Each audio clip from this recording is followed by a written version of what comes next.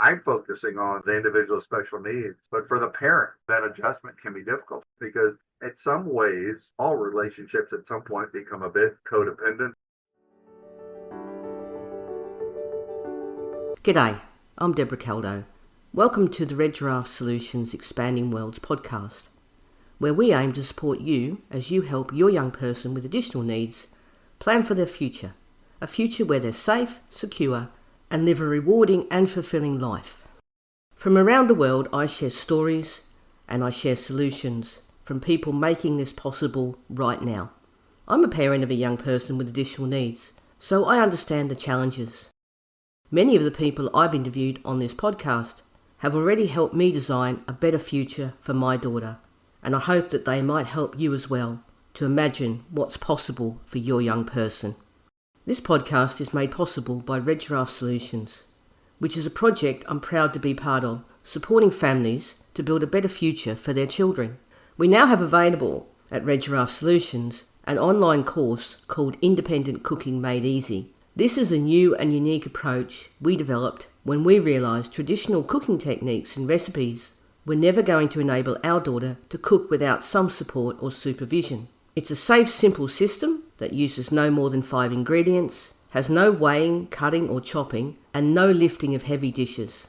Each of the 16 recipes in the course includes a step-by-step video of our daughter making the meal, plus a visual recipe card. We developed this for our daughter to solve her challenges with cooking, and every recipe in the course she can and does genuinely cook for herself. You can find a link to the course in this episode's show notes.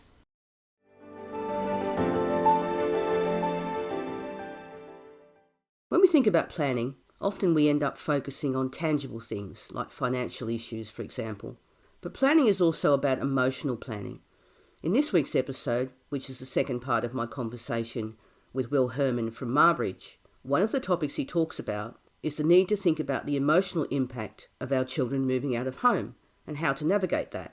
Although, as you'll hear from Will, it's probably us more than our children that might need some support.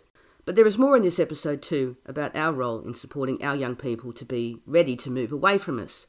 If we're completely honest, they'll never do it without us actively pushing them. Because even if they want to move out, they rely on us to help them develop the skills they need to do it in a way that enables them to live the life they want to live. But enough from me, let's continue the conversation with Will, starting off with us talking about changing expectations.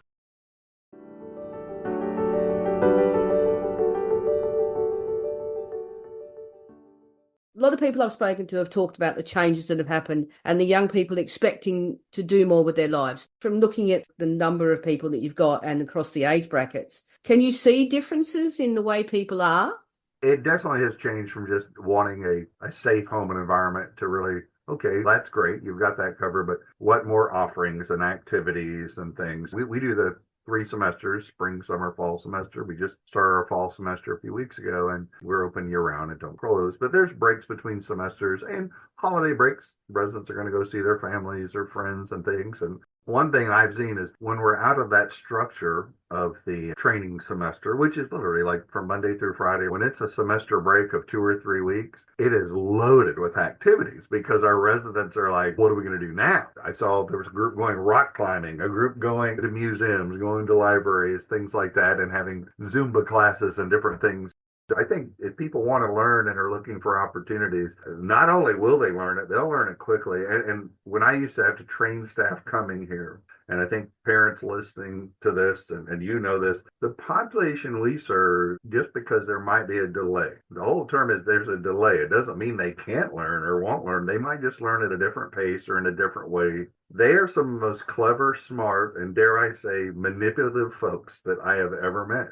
They know how to play their card. They've learned strategies to be successful. And if you're a new guy, a new staff person, they're going to see what they can get away with and what you'll do for them. And when we talk about kind of tips for planning, when I ask families, tell me about your loved one's ability to do this, that should be a yes, they can, no, they can't. And if it's a or maybe or I don't know, let's explore that. And there's a resident that moved in recently at the village, or a higher level of independence. And so tell me about his ability to do laundry. And the mom said, the laundry room is my place. I don't even let my husband go in there, and I'm not going to let my son go in there. And So I said, "Are you going to do his laundry the rest of his life?" And she used an expletive, and no, I'm not. But I said, right now, that's what he knows, and I think he's got the ability to do it. And if he wants to come to this level of independence, let's try it. And I said, set up a day for him to do it, and to show him, and just step back and let him do it. Because if you're going to live out of state and he comes here, you're not going to be here. And right now, all he knows is that you're doing it for him.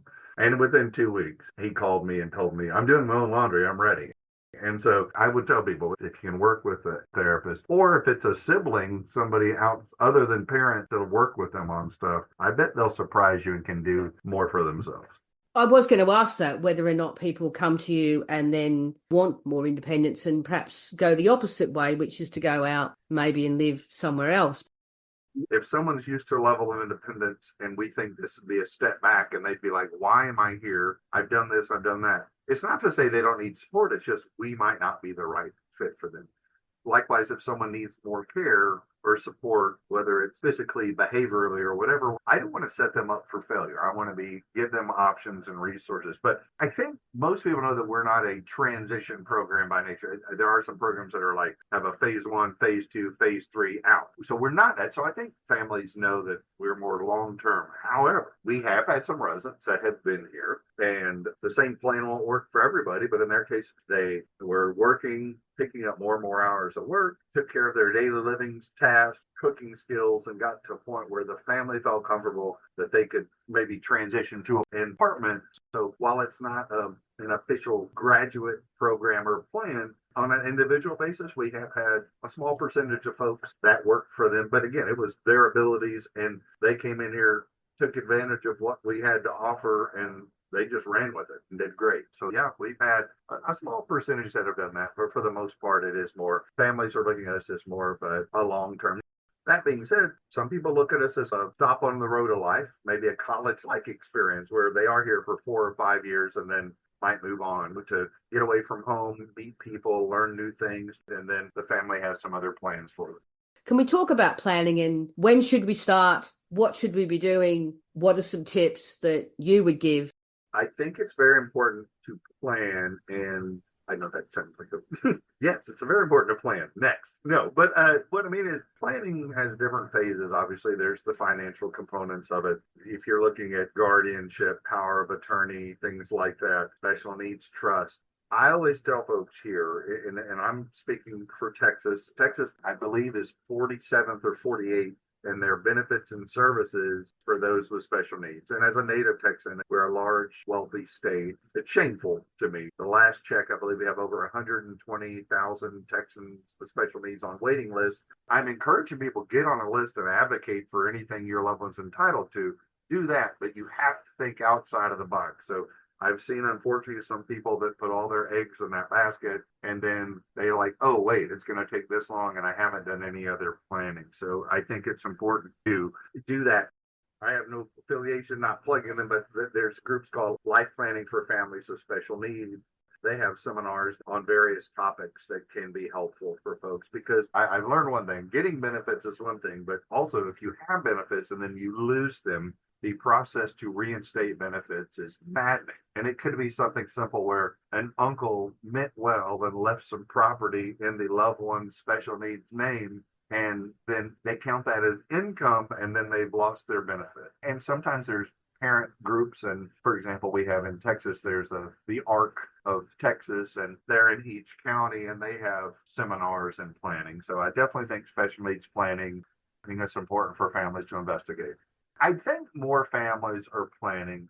It is older parents whose maybe children are in their 50s and 60s, because I'm working with a family right now. The dad is 91, the son is in his early 60s. And the dad just said, "My wife passed away last year, so I guess it's time." And that's what it took. And I'm thrilled that I'm able to work with them. It's a loving family, and I hope it works out. But that was playing it pretty close. I think there's more opportunities now, and in the school systems and resource fairs and things like that, I think families are being encouraged to do that more. So I think more are doing it, but yes, there are still some that my son gets Social Security and has this. Outside of that, they haven't done any planning. There's a lot involved. Or they think, "You have an opening and my son has special needs, so you're going to take him. Do we just drop him off?" I'm like, "Oh, no, please don't. I need to meet him." You're talking there about the financial planning, but surely there's also that emotional planning. You talked about the transition and moving into somewhere like Marbridge. And unless we plan for that, surely that becomes then a really difficult process. Here's the thing I talked about earlier, the longer someone's in a routine, and that's just human nature, the harder it is to adjust to a new routine. I'm focusing on the individual special needs. But for the parent, yes, there's a whole, that's why I said that adjustment can be difficult for the parent because in some ways, all relationships at some point become a bit codependent. You're providing care for your loved one, and that becomes part of your routine. And if you've been doing that for 20, 30, 40, 50 years, and now all of a sudden that part is gone, even though you wanted this and we're hoping this could happen, that's still a void that it's going to be there. And one of my favorite admission interviews we have a resident who's been here and her parents are fabulous. They're still very actively involved. She was accepted for admission and we asked her, are you ready for this change? And she goes, oh, I'm ready. I'm packed and I'm coming. She was very excited. She goes, how do you think your parents are going to do? And she looked at her dad and said, I think you need to take mom on a cruise. Say like she's going to need some time to get away from this and just trust that it's going to be okay. And we all had a laugh, but it just shows that she was aware enough to know this is going to be a big change. I heard this recently from a family that visited and it really stuck with me. And I told her, I said, I'm taking that. And she goes, please do, because it changed their life. This is a family that I toured. They have a son with autism. They're not looking today or tomorrow. What I loved about this tour, you talk about people coming early, she came out and said, I need to see the layout because I need to know the skills that he needs to develop to be successful. Not just here, but any program. She was looking at other programs too, and I just applauded her. I said, this is great. And she said, I want to be very clear. My son, there can be good days and bad days. But she said, I worked with a therapist with him when he was very young. And the therapist says, what's cute at 5 could get him arrested at 18. So don't let problematic behaviors, don't excuse them or allow them because of the diagnosis. And she used an example. She says, my son, for example, didn't like to wear pants. And of course, I think our kids all had stages like that. They'd get up, strip down, run through the house. But this is as he was getting older. And other family members would be like, oh, it's okay. Let him do that. She goes, it's not okay. He's going to be a grown man and he can't do that. We talk a lot about inclusion and what that means. And inclusion in itself is a great concept. But if you want those same opportunities for employment, independent living, whatever it might be, while you be able to make accommodations to support needs, you can't make exceptions. So you can't want inclusion, but expect exclusion. So I really thought about that a lot. I know it's different when you have a loved one with special needs.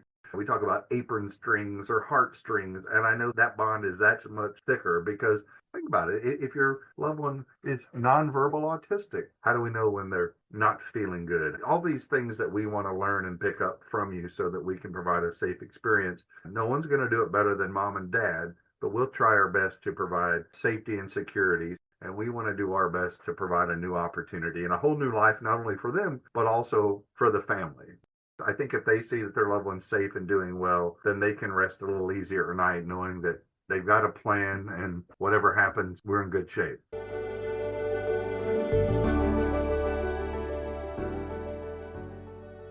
I think a lot of what Will said in here is what we already know.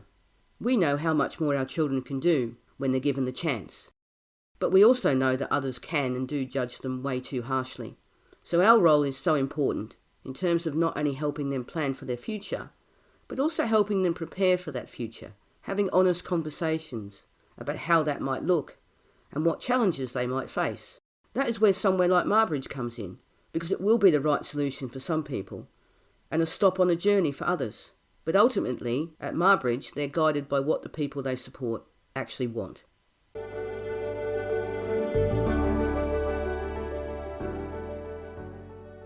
I just want to say thank you for taking the time to listen, and I hope that the stories and solutions shared on here help you as you support your young person to create their future. If you know anyone who would find the ideas useful, please share the podcast with them. To support the podcast, please consider finding out more about the Independent Cooking Made Easy online course. It's a safe, simple system that works. There are links to the course in the show notes. You can find me on Instagram and Facebook. You can also connect with me on LinkedIn at Deborah Caldo. I'd love to have a conversation with you on any of the topics we all care about. Bye for now.